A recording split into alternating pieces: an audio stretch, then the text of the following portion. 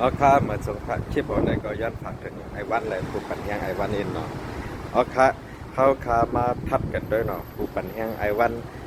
เนี่ยรัดความเตอสินเตอซื้อรัดความเนาะว่ามาว่าจากว่าเจ้าเนี่ยผมกึดนะเกมเนี่ยทำมาจังเปิ้นว่าทำมารัดสื่อเสียงเปิ้นเนาะอันมันเด็กใกล้รัดนะใจไตอ่อนเฮ้ยเยาก็ออกมารัดปลาคายเยาก็ออกมารัดปลาไอ้น้องไอ้เสียงตีอยู่ลำปางนั่นนะอันว่าตั้งปีเสร็จจนไล่เขาเป็นจุ่มเหลวกันเขาทับเพชรพัดสปอร์ตทับเพชรบาดเพชรไหวทับเพชรบัดผงติดจากก่อนใจนายค่ะนะทีไหนเนี่ยไอ้วันไหนมันเป็นก้นจังคือกล่อมหูนะคาวาได้คาวาได้เนาะมันเหมือนจังก้นหยอกเหล่าแบบเห็นเนาะลาดลองโคไลโคเขียวเข้ามาข้าเป็นจับผักว่าเจ้าเก่ามาลาดตัดเสียตั้มขึ้นลือกำในปุ่งแตกนะอันไผ่โคเขียวในเขาคายแกหันใจไตอ่อนแกอันรัดน่ะอันไผ่โคไลเนี่ยเนาะอันอยู่อยากขาโคไลให้หากินจังไอ้วันกันเนี่ยเนาะมีดังนางเมียจริงมีดังเข็ดลาเนาะมีดังไอ้วันมีดังเหยียบเมืองโอ้นำหนาอันมันจังตักซะก็จะเนี่ยมีปลาแต่ว่าถึงฉากโควิดเขาจะเนี่ยเนาะนำหนาที่ไหนๆทำว่าใครให้ลองไต้ความโฮมว่ะว่าเป็นว่าว่าเขาเคยเป็นจุ่มเดียวกันเข้ามาอุบโอ่งว่าพี่กันนะเข้ามาอุบในซุ่มไอติเจสินเหทำมาเป็นแค่รายการ YouTube ว่ากันนะครับว่า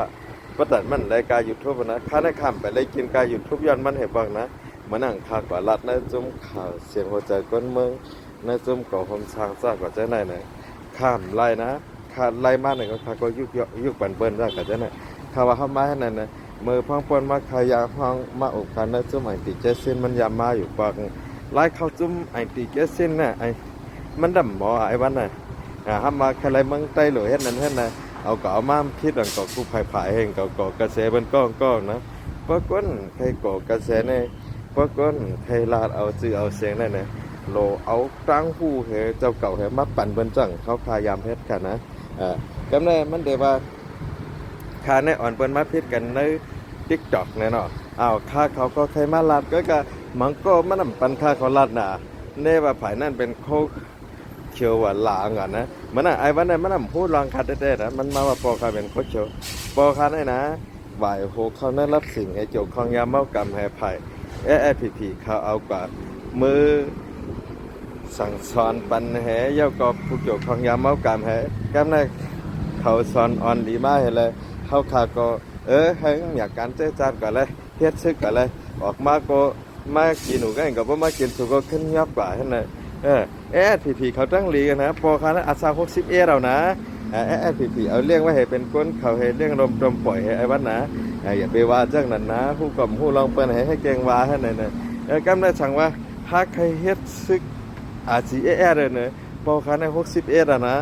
จังอาจีแต่ครับเยอะก็การไปมักมีเฮาคาอันเฮาขาผักมีเฮินมียี่แบบตีเมืองมิดแน่นะตันโพงเตตันได้เฮือหามีเฮิน2หลัง3หลังน่ะตีเมืองมิดน่ะตันโพงเตตัน5เฮงแสนน่ะให้อันเป็นจังหนังอันว่าเพราะว่าเขาฮักอาจีให้เขามาเฮ็ดอาจีเฮาแลนะป้ามเงินขึ้นได้เฮาได้ขอบเงินนั่นให้มาอยู่ภายอาจีนะไอ้บ้านนะเพิ่นมาป้องใจมาเมื่อโดยตีไหนน่ะจะว่าคนเมืองได้ปอดของเฮาน่ะเจิมฮู้มันจังหอบสนเนียงเข้ามามันจังหอบนาเข้ามามันจังหอบเพื่อนหอบเย่เข้ามาเขาตกล็อกเลยอยู่ล็อกนั่นไผ่โคเขียวอุบเนี่ยก็เขาก็ละกาอะไรเฮ็ดซึกโคเขียวไผ่โคไล่อุบเปิงเนี่ยก็เขากาอะไรเฮ็ดซึกโคไล่เมื่อป่นมานั่นตีเกียงกายนั่นเป็นเฮ็ดซึกโคไล่ตั้งวันตามาหมาหน้าไอ้วันแกมในซึกโคไล่เมียไม่ดีใครมาเฮ็ดโปสูเนี่ยไอ้วัน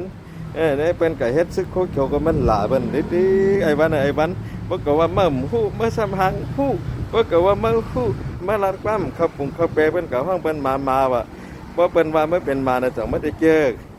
ความคนจันเตรียมจังได๋เปิ้นลาดนะไอ้วันนะก็ผักในมาแห